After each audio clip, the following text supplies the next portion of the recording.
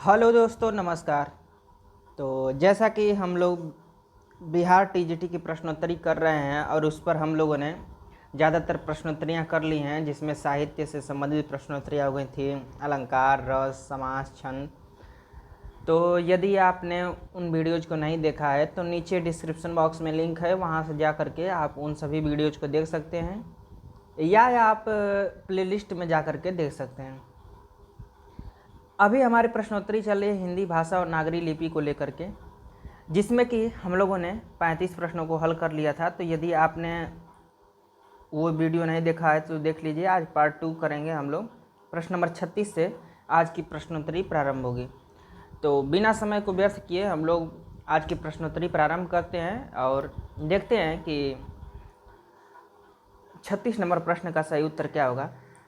प्रश्न है कि हिंदी का पहला समाचार पत्र है, और देखिए आपके सामने ऑप्शन है बंगदूत, उदंत मार्तंड, लोकमित्र, प्रजा हितैषी। 36 नंबर का आप लोग सही उत्तर बताने का प्रयास करेंगे। तो सही उत्तर आपका जो होगा वो हो जाएगा बी ऑप्शन, उदंत मार्तंड। ये हिंदी का पहला समाचार पत्र है और ये पश्चिम बंगाल कोलकाता से निकलता था, और इसके जो संपादक थे वो पंडित जुगल किशोर थे। ठीक है, पंडित जुगल किशोर। और ये भी प्रश्न पूछा जाता है कि ये पत्र कब निकला था, तो 1826 ईस्वी से इसका प्रकाशन प्रारंभ हुआ था। अगला प्रश्न है प्रश्न नंबर 37 कि भारतेंदु ने बाला बोधिनी पत्रिका कब निकाली थी, और आपके सामने ऑप्शन है 1870 ईस्वी में, 1874 ईस्वी में, 1880 ईस्वी में, 1884 ईस्वी में। 37 नंबर का आप लोग सही उत्तर बताने का प्रयास करें। तो भारतेंदु जी ने जो ये बाला बोधिनी पत्रिका है इसको 1874 ईस्वी में निकालना प्रारंभ किया। अगला प्रश्न कि बाला बोधिनी पत्रिका का मुख्य उद्देश्य क्या था। देखिए, सब पत्रिकाएं जो निकली थी उनका कोई ना कोई उद्देश्य था, तो आपको ये बताना है कि बाला बोधिनी पत्रिका का क्या उद्देश्य था। आपके सामने देखिए ऑप्शन है वर्तनी सुधार, देवनागरी लिपि सुधार, नारी शिक्षा, विदेशी वस्तुओं का बहिष्कार। तो 38 नंबर का जो आपका सही उत्तर होगा वो हो जाएगा नारी शिक्षा। दोस्तों, यदि हमारी वीडियो जो आपको स्लो लग रही हो तो आप 2x स्पीड पर करके देख लीजिए, आपको बेटर फील होगा।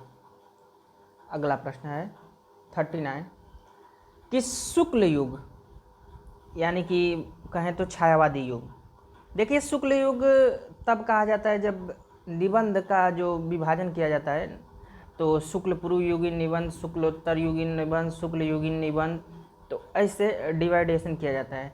जिस भी रचनाकार की रचनाएं प्रसिद्ध रहे उनके नाम के आधार पर उसका नामकरण कर दिया गया है। जैसे कि आप नाटकों में देखते हैं तो प्रसाद जी के नाम से नाटकों का डिवाइडेशन किया गया है। प्रसाद के जो पहले नाटक लिखे गए उससे प्रसाद पूर्व युगीन नाटक, प्रसाद के समय के बाद लिखे गए प्रसादोत्तर युगीन नाटक, और प्रसाद जी के समय के जो नाटक लिखे गए वो प्रसाद युगीन नाटक कहलाए। तो इसी तरह से देखिए, कहानी और उपन्यासों में जो सिद्धहस्त थे वो प्रेमचंद जी थे, तो प्रेमचंद जी के नाम से नामकरण किया गया। तो इसी तरह से ये शुक्ल युग और छायावादी युग तो मान लीजिए काव्य के क्षेत्र में है, शुक्ल युग निबंध के क्षेत्र में है, लेकिन दोनों का समय पीरियड एक ही था। कि समय सीमा क्या थी, और आपके सामने ऑप्शन है 1920 से 1936 तक, 1936 से 1950 तक, 1900 से 1920 तक, 1950 से 1970 तक। सही उत्तर का आप लोग चयन करें कि 39 का सही उत्तर क्या होगा। तो आपका सही उत्तर हो जाएगा ऑप्शन नंबर 1, 1920 से 1936 तक आपका छायावाद चला था। अगला प्रश्न है प्रश्न नंबर 40 कि निम्नलिखित लेखकों में से कौन शुक्ल युग के अंतर्गत नहीं है, और आपके सामने देखिए ऑप्शन है जयशंकर प्रसाद, मुंशी प्रेमचंद, सेठ गोविंद दास, फणीश्वर नाथ रेणु। 40 नंबर का आप लोग सही उत्तर बताने का प्रयास करें। तो शुक्ल युग के अंतर्गत आपके रेणु जी नहीं आते हैं, बाकी ये तीनों लोग उन्हीं के अंतर्गत। अगला प्रश्न है प्रश्न नंबर 41 कि बिहारी किस राजा के दरबारी कवि थे। देखिए, जब प्रश्न आप लोग टेक्स्ट में पढ़ते हैं तो वो चीज़ें आसान लगती हैं, कभी लगता है कि हमें बहुत चीज़ें याद हैं, लेकिन जब हमारे सामने ऑप्शन होते हैं तो उसमें बताने में कन्फ्यूजन होती है, या हम लोग कभी कभी मानवीय भूल के कारण गलतियां कर देते हैं, जिससे सिलेक्शन से हम लोग दूर हो जाते हैं। तो ऐसी गलती आप लोग न करें। और 41 नंबर का आप लोग सही उत्तर बताने का प्रयास करें कि किसके दरबारी कवि थे बिहारी? राजा जय सिंह, राजा मान सिंह, राजा बिहारी मल, राजा अमर सिंह। तो देखिए 41 नंबर का जो आपका सही उत्तर हो जाएगा राजा जय सिंह। अगला प्रश्न 42 नंबर कि कामायनी को बृहद फैंटेसी किसने कहा था? Muktibodh, doctor Devraj, doctor Namvar Singh, doctor Ramvilas Sharma. 42 number का आप लोग सही उत्तर बताने का प्रयास करें तो आपका सही उत्तर हो जाएगा मुक्तिबोध। अगला प्रश्न 43 नंबर कि प्रगतिवादी युग की विशेषता है, और आपके सामने देखिए ये सभी ऑप्शन दिए गए हैं, आपको बताना है कि कौन सी विशेषता प्रगतिवादी युग की है। व्यक्तिवादी विचारधारा तथा मध्यम वर्ग की समस्याओं का चित्रण, आध्यात्म चिंतन और समाज सुधार, प्रकृतिवादी विचारधारा और लोकतंत्र में विश्वास, साम्यवादी विचारधारा तथा शोषित वर्ग की पीड़ा का चित्रण। तो 43 नंबर का आपका सही उत्तर हो जाएगा डी ऑप्शन, साम्यवादी विचारधारा तथा शोषित वर्ग की पीड़ा का चित्रण प्रगतिवादी युग में किया गया। अगला प्रश्न 44 नंबर कि राजभाषा का सही अर्थ है, और आपके सामने ऑप्शन है कि किसी राज्य विशेष की मातृभाषा, सर्वसाधारण की मातृभाषा, शुद्ध और साहित्यिक भाषा, सरकारी कार्यालयों में प्रयुक्त होने वाली भाषा। 44 नंबर का आप लोग सही उत्तर बताने का प्रयास करें तो देखिए राजभाषा से तात्पर्य होता है कि जो सरकारी कार्यालयों में प्रयुक्त होने वाली भाषा होती है वही हमारी राजभाषा होती है। और राष्ट्रभाषा होती है जो आपके एक जनसमूह के द्वारा बहुत बृहद स्तर पर बोली जाती है, वो राष्ट्रभाषा होती है। जैसे हमारे देश की जो राष्ट्रभाषा है वो हिंदी है, क्योंकि हिंदी को बोलने वालों की संख्या बहुत ज़्यादा है हमारे देश में। लेकिन जो राजभाषा है वो कार्यालयी भाषा में हम लोग अंग्रेजी का भी यूज करते हैं, हिंदी का भी यूज करते हैं, तो उसमें हमारे लोगों का वो फाइनल डिसीजन नहीं है, लेकिन राष्ट्रभाषा हिंदी है। अगला प्रश्न है 45 नंबर कि संविधान की 8वीं अनुसूची में विनिर्दिष्ट 18 भाषाओं में कौन सी नहीं है, ये आपको बताना है। और आपके सामने देखिए ऑप्शन है नेपाली, मणिपुरी, मैथिली, कोंकणी। सही उत्तर का आप लोग चयन करें कि 8वीं अनुसूची में जो भाषाएं निर्दिष्ट की गई हैं उसमें कौन सी भाषा नहीं है।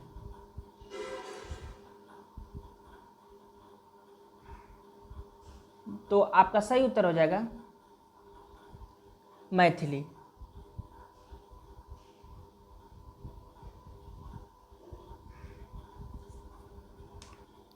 देखिए क्या होता है ना कि जैसे प्रश्न पूछने के तरीके से आपका मैथिली सही हो जाएगा, क्योंकि पूछा है कि 18 भाषाओं में से, जबकि वर्तमान में जो हमारे है 8वीं अनुसूची उसमें 22 भाषाएं हैं। उसके हिसाब से जो 92वां संविधान संशोधन हुआ था उसमें 4 भाषाओं को जोड़ा गया था, जिसमें मैथिली है, डोंगरी है, बोडो है और संथाली है। तो आपकी हो गई टोटल 22 भाषाएं, ठीक है। तो जब 22 भाषाएं हो गई तो उसमें मैथिली शामिल है, ये 2003 में जोड़ा गया था, लेकिन प्रश्न के हिसाब से मैथिली आपकी शामिल नहीं थी, तो इसलिए आपका सी ऑप्शन से हो जाएगा। बाकी अगर 22 भाषाओं में पूछा जाएगा तो आपका ये कोई ऑप्शन नहीं, ये सभी भाषाएं शामिल हैं। और देखिए एक प्रश्न इसमें और बनता है कि जो साहित्य अकादमी है वो कितनी भाषाओं में दी जाती है। तो 8वीं अनुसूची की जो 22 भाषाएं वो तो दी ही जाती हैं, प्लस 2 भाषाएं और जोड़ी जाती हैं, जिसमें आपका अंग्रेजी है और राजस्थानी है। और ये भी प्रश्न बनता है कि कितनी भाषाओं में दी जाती हैं, तो ये दोनों भाषाएं जोड़ करके टोटल 24 भाषाओं में साहित्य अकादमी दी जाती है। तो ये चीज़ों को ध्यान दीजिए। और एक प्रश्न और बनता है कि जब 8वीं अनुसूची के मूल में कितनी भाषाएं थी, तो उस समय 14 भाषाएं थी। बाद में सिंधी को जोड़ा गया, फिर नेपाली, मणिपुरी, कोंकणी, इस तरह से जोड़ते हुए 22 भाषाएं हो गए। आइए हम अगला प्रश्न देखते हैं, प्रश्न नंबर 46 कि संविधान के अनुच्छेद 344(1) के अनुपालन में भारत के राष्ट्रपति ने राजभाषा आयोग का गठन कब किया। ये प्रश्न कई तरीके से भी पूछा जाता है कि उसमें महीने का भी नाम दे देता है, या तारीख महीने का नाम के साथ पूछ देता है, या सिंगल वे में पूछ देता है। लेकिन आपको तो बस ये याद करना है कि राजभाषा आयोग का गठन कब किया गया। 1955 ईस्वी, 1960 ईस्वी, 1965 ईस्वी, 1970 ईस्वी। 46 नंबर का आप लोग सही उत्तर बताने का प्रयास करें। तो देखिए आपका सही उत्तर हो जाएगा 1955 ईस्वी। ऑप्शन नंबर 1 सही हो जाएगा। अगला प्रश्न है कि आधुनिक देवनागरी का प्राचीन रूप है खरोष्टी, ब्राह्मी, देवप्री, पाली। 47 नंबर का आप लोग सही उत्तर बताने का प्रयास करें। तो आपका सही उत्तर हो जाएगा ब्राह्मी लिपि। अगला प्रश्न 48 नंबर कि देवनागरी का सर्वप्रथम प्रयोग कहाँ हुआ है। और आपके सामने देखिए ऑप्शन है कि गुजरात के राजा जयभट्ट के शिलालेख में, अशोक के शिलालेख में, बड़ौदा नरेश ध्रुवराज की राजाज्ञाओं में, राष्ट्रकूट नरेशों की राजाज्ञाओं में। 48 नंबर का आप लोग सही उत्तर बताने का प्रयास करें। तो देखिए देवनागरी का जो फर्स्ट टाइम प्रयोग हुआ था वो गुजरात के राजा जयभट्ट के शिलालेख में मिलता है, 7वीं 8वीं सदी की बात है। अगला प्रश्न है 49 नंबर कि सिंधु लिपि को बाएं से दाएं पढ़ने और उसे तमिल भाषा में परिवर्तित करने वाले विद्वान का नाम। और आपके सामने देखिए ऑप्शन है Reverend Harris Widal, G.R. Hunter, David Dirigger. सही उत्तर का आप लोग चयन करें। तो 49 नंबर का आपका सही उत्तर हो जाएगा रेवरेंड हैरिस। इन्होंने ही सिंधु लिपि को बाएं से दाएं पढ़ने और तमिल भाषा में परिवर्तित करने का काम किया था। अगला प्रश्न है 50 नंबर कि निम्नलिखित में से कौन सी लिपि सर्वश्रेष्ठ, सुंदर और वैज्ञानिक है। आपके सामने ऑप्शन है रोमन लिपि, गुरुमुखी लिपि, देवनागरी लिपि, संधव लिपि। 50 नंबर का आप लोग सही उत्तर बताने का प्रयास करें। तो आपका सही उत्तर हो जाएगा देवनागरी लिपि। अगला प्रश्न कि देवनागरी लिपि में सुधारों का आरंभिक प्रयत्न किसने किया था। राहुल संकृत्यान ने, सुनीति कुमार चटर्जी ने, बाल गंगाधर तिलक ने, महादेव गोविंद रानाडे ने। तो 51 नंबर का आपका सही उत्तर हो जाएगा बाल गंगाधर तिलक ने। अगला प्रश्न 52 नंबर। दोस्तों यदि हमारे वीडियोज आपको अच्छी लग रही हो तो please like, share and subscribe, क्योंकि मेरी तरफ से हमेशा यह ध्यान रखा जाता है कि आपका समय बहुत ही महत्वपूर्ण है और बिना इधर उधर की बातें किए ज़्यादा से ज़्यादा प्रश्नों को हम लोग हल करते हैं कम समय में। क्योंकि जितने प्रश्नों को हम लोग 20 से 25 मिनट में हल कर लेते हैं, उतने प्रश्नों को अदर जगह देखेंगे तो एक डेढ़ घंटे लगा देते हैं। तो अगर अच्छी लगे आपको तो सब्सक्राइब कर लें। तो हमारा प्रश्न है कि नागरी प्रचारित सभा के प्रथम सभापति कौन थे। बाबू श्याम सुंदर दास, भारतेंदु बाबू हरिश्चंद्र, महावीर प्रसाद द्विवेदी, राधा कृष्ण दास। 52 नंबर का सही उत्तर बताने का प्रयास करें। तो आपका सही उत्तर हो जाएगा राधा कृष्ण दास।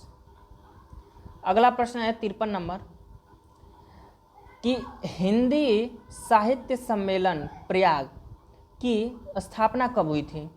1910 ईस्वी में, 1915 ईस्वी में, 1920 ईस्वी में, 1925 ईस्वी में।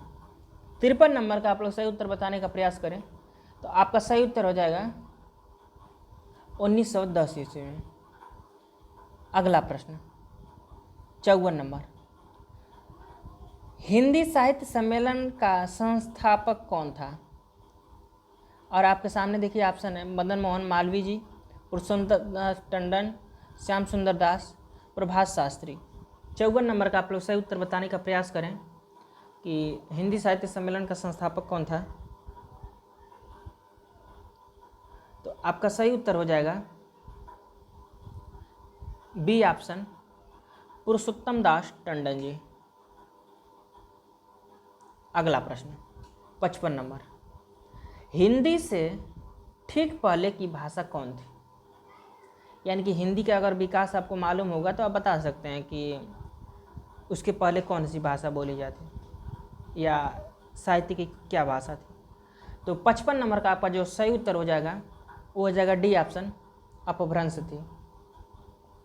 अगला प्रश्न है 56 नंबर की इनमें से कौन सी बोली बिहारी उपवर्ग की है? मगही, अवधी, बुंदेली, मेवाती। सही उत्तर का आप लोग चयन करें। तो 56 नंबर का आपका जो सही उत्तर हो जाएगा आपका ए ऑप्शन हो जाएगा मगही। देखिए बिहारी वर्ग में मगही, मैथिली और भोजपुरी आती है, तो इसलिए आपका ए ऑप्शन सही हो जाएगा। अगला प्रश्न है 57 नंबर कि हिंदी का विकास अपभ्रंश के किस रूप से हुआ? और आपके सामने ऑप्शन है टक अपभ्रंश, सौरसेनी अपभ्रंश, प्रांचल अपभ्रंश, कैकय अपभ्रंश। तो 57 नंबर का आपका सही उत्तर हो जाएगा सौरसेनी अपभ्रंश। सौरसेनी अपभ्रंश से पश्चिमी हिंदी का विकास हुआ। अगला प्रश्न है 58 नंबर, पाली किस धर्म की भाषा थी? हिंदू धर्म, जैन धर्म, बौद्ध धर्म, सिख धर्म। तो 58 नंबर का आपका सही उत्तर हो जाएगा बौद्ध धर्म। देवनागरी वर्णमाला में कुल कितने वर्ण हैं? 48, 49, 52, 55। तो देवनागरी जो वर्णमाला है उसमें कुल 52 वर्ण हैं। सी ऑप्शन सही। अगला प्रश्न है कि देवनागरी वर्णमाला में स्वरों की संख्या कितनी है? और आपके सामने ऑप्शन है 9, 10, 11 और 13। तो 60 नंबर का आपका सही उत्तर हो जाएगा सी 11। 61 नंबर, प वर्ग किस वर्ग में आएगा? देखिए उच्चारण स्थान से ये प्रश्न है। आपके सामने ऑप्शन है कंठ, दंत, उस, ओष्ठ। तो 61 नंबर का आपका सही उत्तर हो जाएगा प फ ब भ म ओष्ठ से बोले जाते हैं। 62 नंबर प्रश्न, इसमें उष्म ध्वनि है य, स, अं, क। तो आपका सही उत्तर हो जाएगा स। अगला प्रश्न 63 नंबर कि देवनागरी का उपयोग किस भाषा को लिखने में नहीं होता है? पंजाबी, हिंदी, मराठी, नेपाली। 63 नंबर का आप लोग सही उत्तर बताने का प्रयास करें। तो आपका सही उत्तर हो जाएगा पंजाबी, क्योंकि पंजाबी जो लिपि लिखी जाती है वो गुरुमुखी में लिखी जाती है, इसलिए आपका ये ऑप्शन सही हो जाएगा। बाकी हिंदी, मराठी और नेपाली जो है वो देवनागरी में लिपि जाती वो लिखते हैं। और देखिए इससे प्रश्न एक और बनता है कि निम्नलिखित में से कौन सी जैसे लिपि देवनागरी में लिखी जाती है, कौन सी भाषा, और उसमें आपका मराठी ऑप्शन में दे देता है या नेपाली दे देता है, तो लोग कंफ्यूज हो जाते हैं कि मराठी कैसे होगी, नेपाली। तो ऐसी गलती आप लोग ना करें, आप लोग थोड़ा ध्यान दें कि इसके उलट भी पूछा जाए तो आप सभी ऑप्शन को तैयार रखें। अगला प्रश्न है 64 नंबर कि विसर्ग को आप किस वर्ग में रखेंगे? स्वर, व्यंजन, संयुक्त व्यंजन, इनमें से कोई नहीं। तो 64 नंबर का जो आपका सही उत्तर हो जाएगा वो हो जाएगा व्यंजन। बी ऑप्शन सही है। अगला है 65 नंबर कि इनमें से महाप्राण ध्वनि कौन सी है? महाप्राण होने चाहिए, बताइए इसमें से महाप्राण ध्वनि कौन सी है?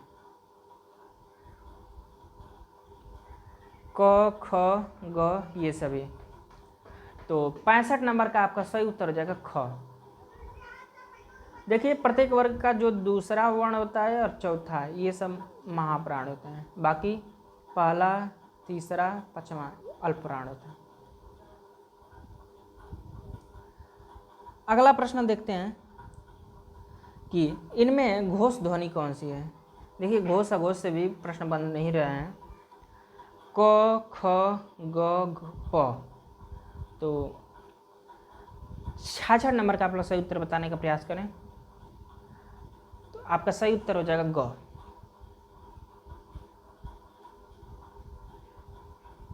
अगला प्रश्न, कौन सी बोली पूर्वी हिंदी की नहीं है? अवधी, मगही, बघेली, छत्तीसगढ़ी। तो देखिए पूर्वी हिंदी जो निकली थी वो अर्धमागधी से निकली थी और उसमें अवधी, बघेली और छत्तीसगढ़ी शामिल है, जबकि जो मगही है वो बिहारी वर्ग की बोली है। तो इसलिए आपका बी ऑप्शन सही हो जाएगा। नेगेटिव प्रश्न पूछा था। अगला प्रश्न है 68 नंबर कि कौरवी किस बोली का दूसरा नाम है? बुंदेली, बांगरू, खड़ी बोली, जयपुरी। 68 का सही उत्तर बताने का प्रयास करें। तो देखिए खड़ी बोली को भी कौरवी कहा जाता है, तो इसलिए आपका सी ऑप्शन सही हो जाएगा। अगला प्रश्न है 69 नंबर कि राजस्थानी उपभाषा वर्ग में कुल कितनी बोलियां हैं?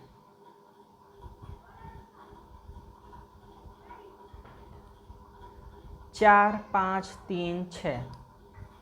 तो 69 का आपका सही उत्तर हो जाएगा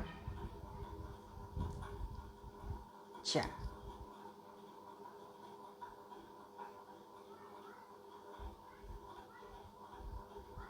अगला प्रश्न, और ये आज का हमारा अंतिम प्रश्न रहेगा कि ब्रजभाषा किस उपवर्ग में आती है? पूर्वी हिंदी, पश्चिमी हिंदी, राजस्थानी, बिहारी। सही उत्तर का आप लोग चयन करें। तो 70 नंबर का आपका जो सही उत्तर हो जाएगा वो हो जाएगा बी ऑप्शन, पश्चिमी हिंदी में। पश्चिमी हिंदी में ब्रजभाषा आती है और पश्चिमी हिंदी में देखिए इसके 2 वर्ग कर दिए जाते हैं, आकार बहुला, उकार बहुला। तो वो चीज़ें आप ध्यान जरूर दें। तो दोस्तों यहाँ तक देखने के लिए आपको धन्यवाद। यदि आपको हमारी वीडियोज अच्छी लगी हो तो please like, share and subscribe. हम लोग फिर इसके आगे की प्रश्नोत्तरी में मिलेंगे। आप लोग हमारे साथ जुड़े रहिए। नमस्कार।